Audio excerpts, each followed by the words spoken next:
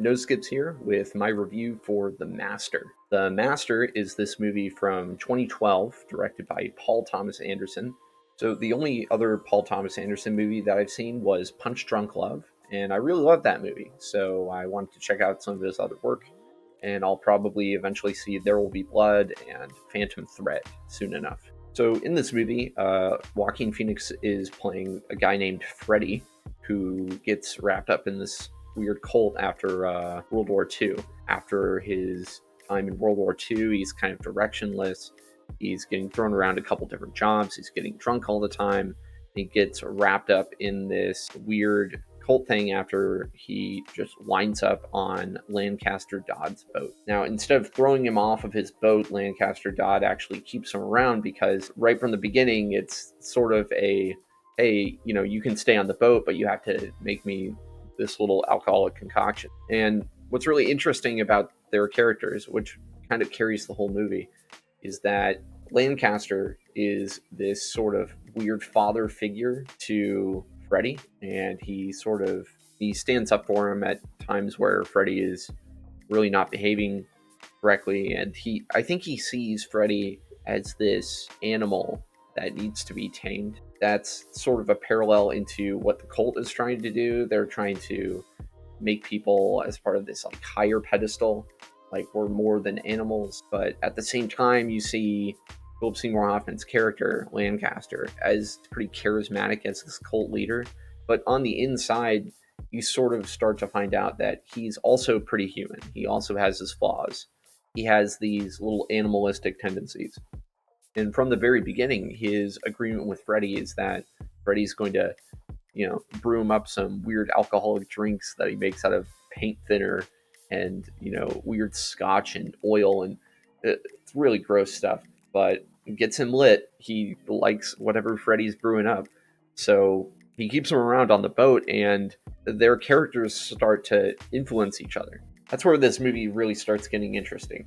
Philip Seymour Hoffman starts breaking down into these weird bits and spasms, like almost like he's a kettle ready to blow its top. And there's these amazing scenes where we really get to see Lancaster at his most vulnerable. And we start to see him not as this perfect guy, but as this guy that's trying to cover up his very human flaws.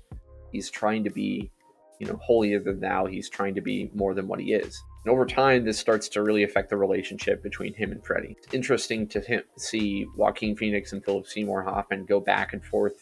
These really gripping scenes. There's a lot of great dialogue scenes here. I see why people call this a character study movie, because there's two very big characters in here that have a lot of screen time together, and you get a lot of time to really break down what these people are all about. And that's what really sells the movie for me.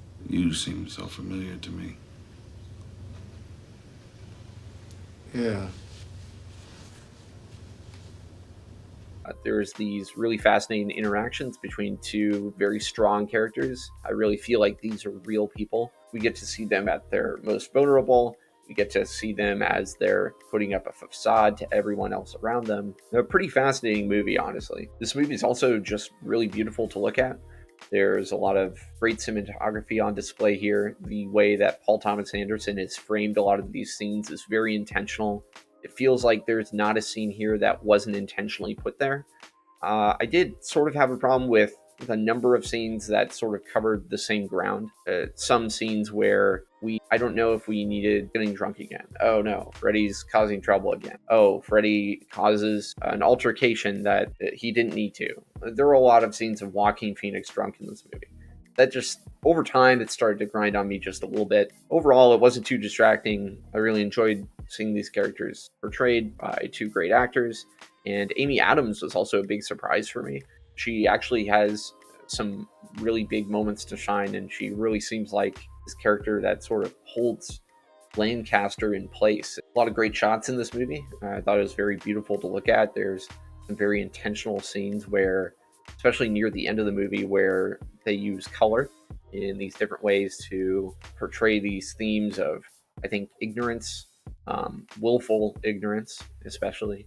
Cut to water, we'll cut to the color of someone's hair. I think all of those are very intentional choices, and I'm actually looking forward to seeing this movie a second time and noticing things that I didn't notice before. It's kind of genius in these weird, subtle ways that definitely aren't going to show up on your first watch. I think you would probably need to see this movie twice for to really get every intentional choice made in it. It almost doesn't need to be said, but Joaquin Phoenix, Philip Seymour Hoffman, and Amy Adams are really great in this movie. None of the extras were really bad or distracting. I feel like everybody played their parts to a T. It was really great, and it seemed totally seamless the way that the characters interact, that everyone feels like a real person. And that's always important, especially if you're going to have a movie which is just people talking for most of the time. It's kind of a slow burn in that way. You're not going to see a lot of action. But what type of movie did you think this was? This really is a slow burn, dialogue focused, character focused movie. It's actually pretty beautiful at points. It's a little somber. This movie might leave you in a weird place. It did for me.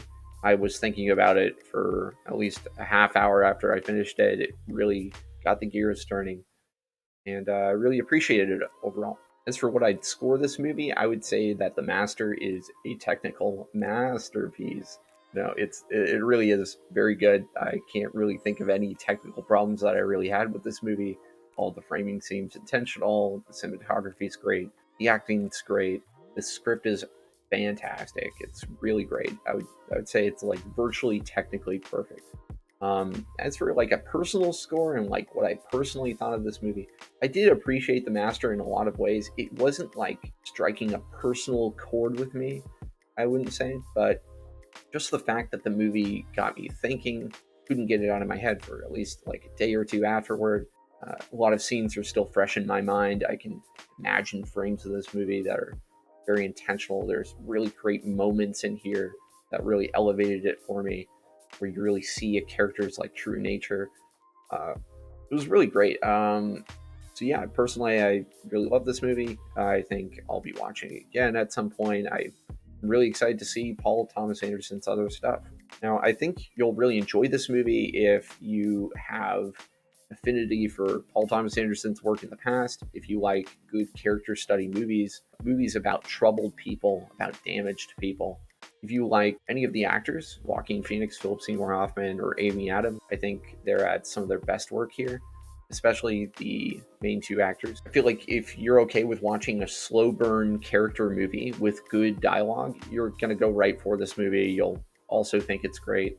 I wouldn't recommend this if you don't like slow burn movies that are really just dialogue based. Don't go into this movie expecting spectacle or great action or anything. I feel like if you just like really good technically made movies, then you're going to love this movie. I think if you like movies with great characters, you're also going to love this movie. Also a very pretty movie. I'm gonna be shown this at some film school. Like, okay, this is how you frame scenes and this is how you present characters to each other. This is how you build a good script between two people. So it's hard not to recommend unless you just don't go for movies that are a little slower. You're okay with overlooking a couple scenes that might not really need to be there, that don't really further the story in any significant way, then I think you're gonna love the movie.